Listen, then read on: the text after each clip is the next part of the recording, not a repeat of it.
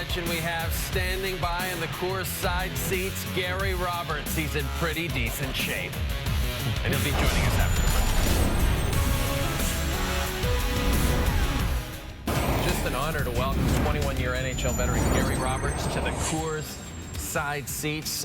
We know about your commitment to fitness. We know your commitment to personal training. First, we want to talk about your commitment to a new program you're doing with Canadian Tire Jumpstart, Deck the Quads. Deck the Quads. You like that? Have you guys been doing your lunges? I thought we could do a few of those tonight. We could.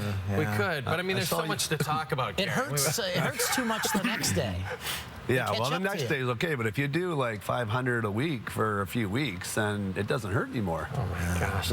So tell us about Deck the Quads. What happened? One of our trainers, Adrian Black, our head strength coach, came up with a program that he wanted to do through Jumpstart. Jumpstart's close to my heart. I do a charity event for them each summer, a golf tournament. In conjunction with Canadian Tire, our good friend Pat Higgins in Uxbridge, but we decided that we would try to raise funds for players, for our youth that can't afford sporting equipment. So we have Deck the Quads. We put programming up every Monday, and your goal is to do 500 lunges a week, every week for the month of December, and the funds go to Jumpstart. And I always point out, Jumpstart, every penny goes to the actual charity because they cover the overhead. Because a lot of the charities, you don't know how much is going towards that. Okay, so you're huge into fitness. Yeah. You train guys in the off season. You trained while playing. What's your daily routine like now? Well, I have 3 young kids at home, so I try to get out early mornings to play some shinny. My wife lets me go Tuesday mornings to play shinny, so I do that Tuesday mornings in Newmark with a bunch of ex-players and young players that help push us along. For the most part. Who's some of the ex-players that they're playing?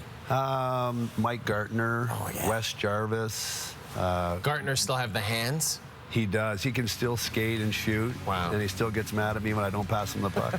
And in the offseason, you're training all these, Connor McDavid's. You're known for training Steve Stamkos. Who's someone that you're training that people might not know that maybe surprised you with their commitment to fitness? Maybe someone you didn't think would be as into it. Where are you going with this? Everyone wants to talk about Phil Kessel. Well, you know what? Phil's a fun, loving guy. If you talk to the players at the gym, we enjoy having Phil there. People look forward to him coming in. I mean, part of the environment we've created is a really professional environment, but it needs to be fun. It's a player's off season, right? The player's off season, they need to want to come to the gym every day. And Phil, I think when he gets there, he has a great time. And it's not like he's texting me in April saying, hey, when are you opening?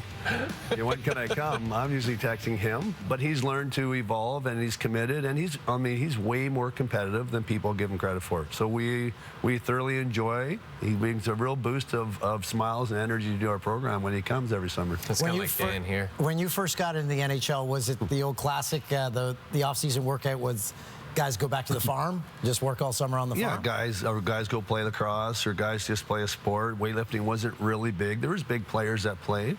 Unfortunate for me at the time when I went to Calgary, we had a really fit group, and I did not do very well in my first NHL training camp. My fitness was off the ice was not great. I was a runner, and I was a hockey player. I had to learn to become a weightlifter, and of course, going through some serious injuries, I became more of a weightlifter and had to get my body back and build my body back up, so I was able to handle the daily stresses of the way that I played, to be successul.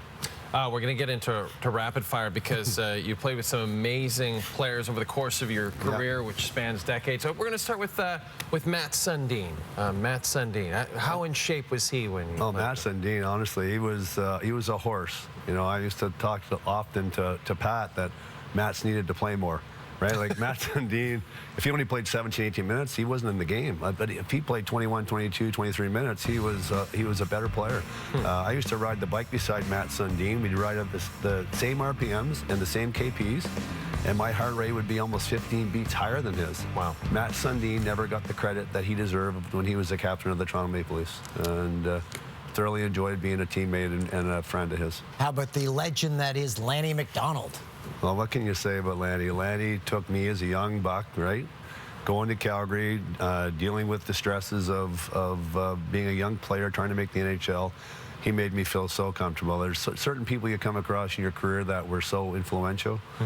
For me, Lanny McDonald was that guy. Joe Nudek would say the same. We got to Calgary, and wherever Lanny went, there was Joe and I, following Lanny around, and it was a good organization to be part of. I didn't think that after my first training camp when Badger Bob said, our worst conditioned player at camp was our first-round draft pick. I can't think of it. And I was sitting there going, oh, somebody beam me up, send me back to Ottawa quickly.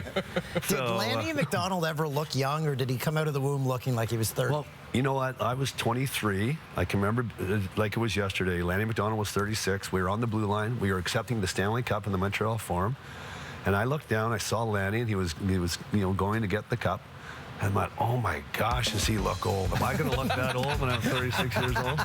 And what a storybook ending for him, and well-deserved.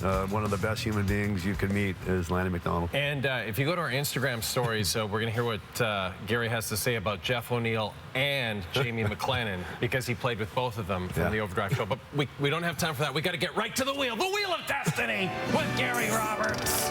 Here we go. Our studio wizard will spin the wheel to determine Gary's fate to end this segment, which has been tremendous. I wish it could go longer, Gary. Okay, are you nervous at all? I want to do an impression. That'll be a good one. What? And this has got past it. And miss. Oh, it's still going, man. Gosh. Tell a joke. We've never had that one. You have to tell us a joke. I have to tell you a joke. That's right.